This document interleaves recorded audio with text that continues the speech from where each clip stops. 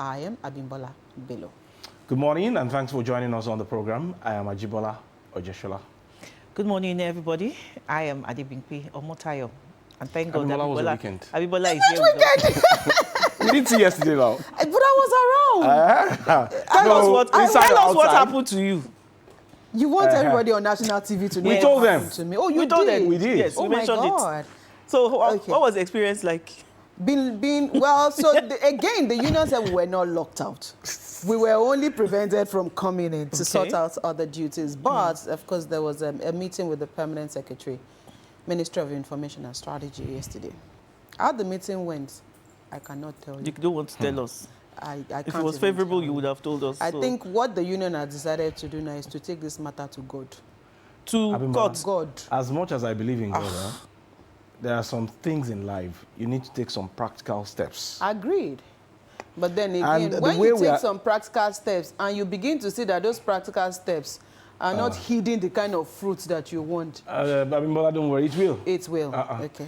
Maybe when Fashola was the governor, we collected minimum wage. That's why I like union emeritus. We will Emeritus. use administrative and political solutions. to this problem. Okay. You see me, I'm not a union member. I'm a BOM, so there's a limit to what I can say. And I'm sure Mr. Governor will do the needful. Okay, so Mr. Governor will do the needful. But how was it really? Adebimpe, how was the sit? I don't like that Other sit. side.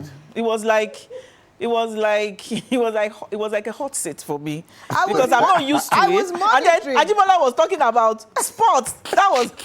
There was no hiding place for you I said, Kuku, kill me. yesterday. Just There kill was me. no hiding place for you yesterday. So I was monitoring, and I think it looked like a small school girl that you had just taken off a biscuit. Yeah, but you were able to chip in one or two things now. Yes. It just means that you will watch more. I mentioned Man U. And I mentioned their former manager. But Abimbola, seriously talking, what exactly is happening to Pep? I mean, I told you a long time ago. I told you when it was a good time for Pep to have taken the yeoman's loudest ovation. He got lured To sign into another staying contract. into England and signing another 2-year contract. Pep, this time around, if he does not do the honorable thing by just gingerly resigning, I pray that Man City will not go into relegation. I just pray that they will Will not. it be that bad? Relegation. After a 6th consecutive loss, It is well. we are waiting. But anyway, I just hope that Liverpool will stay. I hope so will too. stay in I hope form so at too. least this season. Even though I'm a Chelsea fan, I am rooting for Liverpool. Exactly what I said yesterday. They have tried. But my heart is breaking that, they are doing wayo for Mo Salah. I don't like it. And because of the new contract? Why are they trying to be funny? Probably because of his age. But then, see, he's still a mentor. He's still a mentor, and he will remain And he's a still mentor. delivering. Anyway, it is not about football today. Unfortunately, we are Adebimpe, not don't even talking about It's Arsenal. about new minimum We are not even wage. talking about Arsenal here because we know the nature and Ori style of Ojade, Arsenal. I mean, what did they call them? Let them continue to carry their guns around. And be shooting all the trophies they are supposed to win. All right, let's kickstart the show this morning. Let's take our news points for today. I will start because, again, this is what was on the program yesterday, and I really don't understand why a lot of people are still just kicking against this bill. Perhaps if they just sit and read, in between the lines, perhaps they would also understand what this is all about. But this morning, one of our stories says, state government split over tax reform bills. States of the Federation were split over the controversial tax reform bills before the National Assembly. While some are in support, many are against it entirely. While others are kicking against some sections, a number of states said they are still studying the bills to take a stand. The division among the states came as the presidency debunked insinuations that the tax reform bills will make Lagos or Rivers more affluent and impoverish northern states and small business owners of Nigeria. ASBON, Dr. Femi Egbeshola backed the move, noting that it is small business friendly. States that are in support of the tax reform include Kogi, Benue, Delta, and Ekiti. Those against include Borno, Nasarawa, and Kano. Anambra, many South states and Plateau said they are still studying the document. Meanwhile, South leader Chief Edwin Clark has warned that if not properly handled, the move will create more problems for the country. And this was as Abia North Senator Orji Kalu criticized the federal government for failing to involve key stakeholders in the ongoing discussions over the proposed tax reform bills, with Senator Seriake Dixon, PDP Bayelsa West, expressing confidence that the tax reform bills will become law despite opposition from some quarters. I will leave it there and quickly puncture a hole here from Orji Uzo Kalu saying that critical stakeholders were not involved. Which other stakeholder has not been involved in this particular matter? Abimbola, I listened to Mr. Taiwo Udele yesterday. There was a town hall meeting on the new tax reform bill, and there was a particular man who put a question to him saying that critical stakeholders were not carried along as well. And there or then, he answered that even people with disabilities, they were engaged. Every key stakeholders were engaged. And I really do not know why people are afraid of this new tax reform bill. Yesterday as well, the former Speaker of the House of Reps, Yakubu Dogara, equally spoke that he had a negative impression before now because he did not go through the bills. But now he has changed his mind, saying that Mr. President can never do anything better for the country than this bill that is before the National Assembly. So why people are apprehensive is what I really do not know. Well, Lagos should be the one complaining. Yeah, because, yes, I agree with you totally. But again, you would understand that you can't please people 100%. There will be for and those that will be definitely against. But I think people should see the overall influence this bill will have on the country, rather than, again, look. And I don't really know why the cry has been that it will get the North marginalized. I still do not understand. I know Senator Aliyu Ndume also said that, okay, the timing is wrong because which timing will ever people be are already right? going through pressure. And if you look at that bill very well, it's very good for SMS. And if you earn below #1 million, you're not going to pay tax. Tax, yeah. So what are we saying? I also want to corroborate what the former Speaker Dogara said. He said there is a ready market for dairies and beef. Right. You know, for Northerners. That Northerners are self-sufficient. That about $2.5 billion already there. And if they tap into about 5% of it, for the whole of the North, we're talking about 250. It just means that some of those governors that are against it are just being cheeky, because it just means that you need to look at how else you can make your country, your states, self-sufficient. And of course, if you're not bringing in to the table, why do you want to share? Abi? True. Free food. It's not, it is not free. Even the air we breathe in is not free. So we need to, again, look at how these things will work. And then if you're arguing on the sidelines of how is it going to work, why are you being defeatist even before this thing comes to play? Yeah. Well, the majority will have their... Mr. President has even said... Minority will have their say. No Majority will have their... back. He's not going back. No going back. And majority of the senators are saying, we will pass this bill. It is the House of Reps that are still dilly-dallying over this matter. Ajibola, let's take the story. Okay, Senate NUC advocate for more universities in Nigeria. The Senate and the National Universities Commission, NUC, on Monday, called for the establishment of more universities in Nigeria to address the growing demand for higher education. The advocacy came during a public hearing on a bill to establish the Federal University of Okigwe in Imo State, organized by the Senate Committee on Tertiary Institutions and TETFund. Stakeholders in the education sector, including Senator Mutari Dadushe, chairman of the Senate Committee on Tertiary Institutions, the bill's sponsor, Senator Patrick Ndubueze, and the executive secretary of the NUC, Mr. Chris Mayaki, expressed support for the proposed institution. Mr. Mayaki noted that statistics revealed a significant deficit in the number of universities required to meet the educational needs of millions of Nigerians, underscoring the urgency of the initiative. There are 275 universities, both public and private, for over 2 million prospective students seeking for admission on yearly basis. And the implication of this on yearly basis is that out of the 2 million prospective students seeking for university admission, only 500 to 700,000 are absorbed, leaving about 1.3 million out of the equation with attendant frustrations.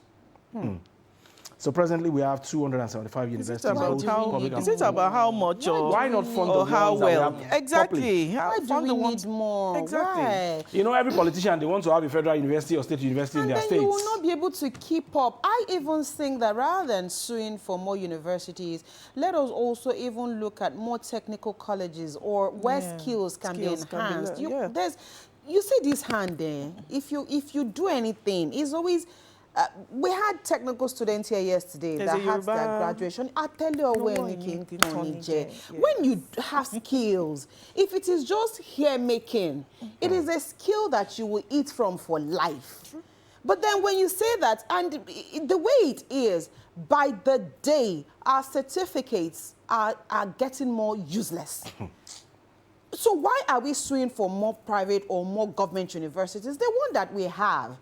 How many times in a year do they go on strike? ASU is still battling the federal government now. So over funding. Why are we suing for more universities? And we want to create more. Rather than sue for more universities, let us look for skills. Let's look for even more polytechnics, because they are hands-on. Technical colleges, They are hands-on, and then we keep having issues around, disparity in pay. Private university will say. Government universities are inferior.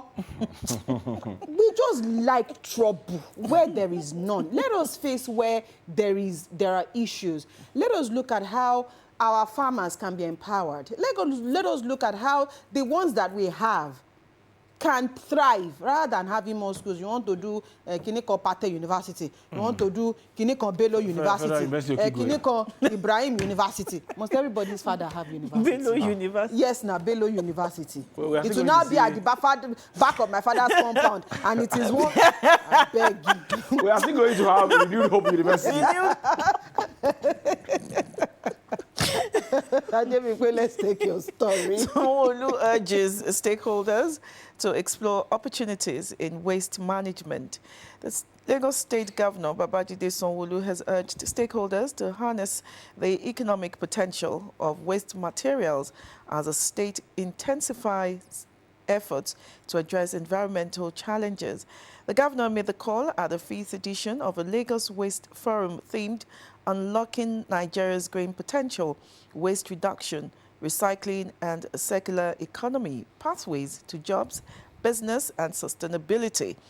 Represented by his Special Advisor on Environment, Rotimi Akodu, Sanwo-Olu highlighted the need of Lagos to view waste challenge as an avenue for innovation and economic growth. With a population exceeding 20 million, Lagos generates over 13,000 metric tons of waste daily. This presents a unique opportunity to create jobs, build businesses, and promote sustainability. The green economy is a goldmine waiting to be unlocked. We'll be talking about plastic waste management later on the show. And, a lot is being done by the state government in ensuring that our waste is being turned to wealth.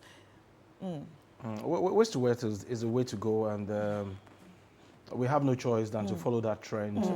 Looking at the position of the Lagos State government regarding the environment, a lot of people now, they gather their plastic bottles, take it to recycling centers, and they get a token for those plastics. Yeah, a lot of people are also now realizing that you can actually, recycle, reuse, and of course do all of the R's with your waste. And sorting is also now, some people are now also getting into sorting of waste, and I think we also need to continue to talk about this sorting of waste, because it is really very important. When you sort your waste, then you know what you can reuse some of those things for. And like you said, there are countries where if you take some of these things to, the return that you get, especially on plastics, the returns that you get, it will buy you grocery for a month. And then we need to also get to that level where, I'm glad that that's what, Lagos is all about this morning. Perhaps if people also know how they can do these things. I ran across a post of one young lady. I saw it. Did you see that? I saw it. She does recycling. And she picks these things. If you see the ton of what she had on that truck, the truck had a problem. But then she said, oh, no, she's not even worried about that. It is the volume of what she has and the money that she's going to cash in. And she's even talked about what she has used the money to do. Building a house for her mom. Yes. So let's think waste to wealth. Let's think waste to wealth. Let's quickly go to a hashtag this morning. Hey. What happened? Okay. You see, when you it's see not too much like now. this, you can never ever, we'll continue to have these trust issues with our Some leaders. people are greedy. I saw that picture 700 yesterday and something duplexes. in a community. And you're going to see, hey, no. Please, will you sleep on more than one bed? Exactly. That's just the height of greed. And there are insinuations as regards the owner. So I'm not Which wondering. one is their insinuation? Showore that said it. It is according to Showore that said it. Then why this Bible that you always carry when you're going to I'm court? wearing sutana, or is it jalabia? I don't understand though. You can steal as much as this, and you're still carrying Bible. No. And you're God is very carrying Bible. patient.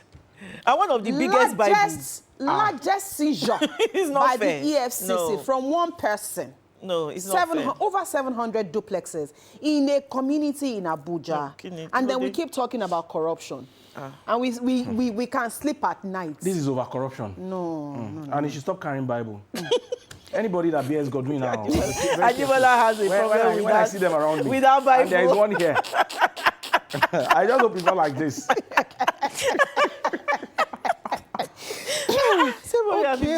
Duplexes. Well, EFCC is trending on this particular seizure, and of course the court granted the EFCC permission to forfeit.